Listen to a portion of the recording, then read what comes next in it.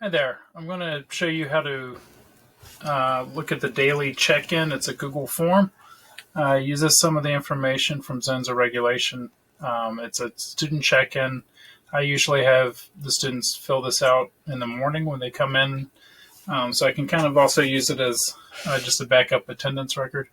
But it gives me a way to check in to see how they're doing, see how their mood is coming in, and then help them kind of work on that and process that when they come into class.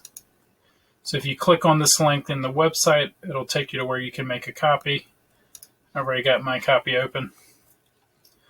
Once you make a copy, you can kind of make this your own. So you can come in, you can change your theme to different colors if you want, choose a different header for the top. You can even edit and change any of the questions in here. It's just kind of a template guide for you to look at. So I have mine set to collect email addresses. You can turn this off. However, it's useful just to verify your students doing the check-ins and make sure that it lines up with their name. The first question that they answer is a drop-down menu that has, right now it's generic. I put initials in there so the students drop down to their initials to sign in. And then it goes down to the zones of regulation, and they identify if they're feeling in the green zone, the yellow zone, the red zone, or the blue zone. And these will show up a little bit bigger for them. You'll notice that these are numbered.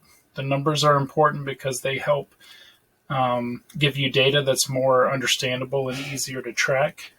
So that's why they have these number codes assigned to them. And I've made these Bitmojis. You can easily make these with Google Slides. Each one is just a different slide, and then you save it as a picture and add it here. So you can change out from my Bitmoji picture to your own. And then I asked the kids how they slept last night, because we're doing this through distance learning right now. So there's a scale for how they slept and a scale for whether or not they ate breakfast in the morning, because those two things can have a big impact on their mood and how they're feeling when they come in. And then there's just some fun questions for the kids to try to get them engaged and get them to fill these out and complete them. So there's a question on, and you can edit this and change it, but it's just I put it in there for how they're managing their time.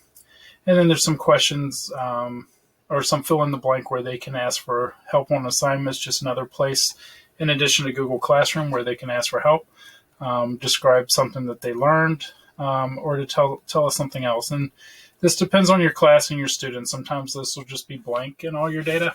And sometimes, especially at the beginning of the year, you get kids filling out a lot of stuff if they did something fun over the weekend.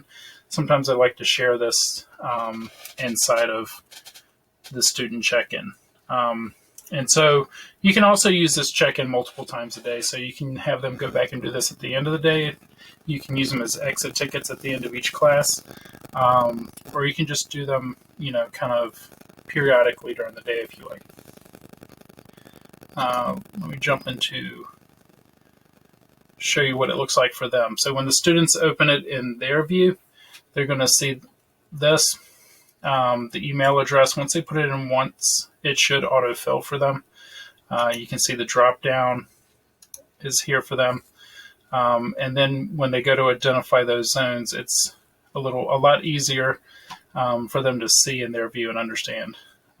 So the students can really fill this out, and then they submit it at the end. It's a one-pager, takes about 30 seconds, so it's really easy to get the kids to fill these out.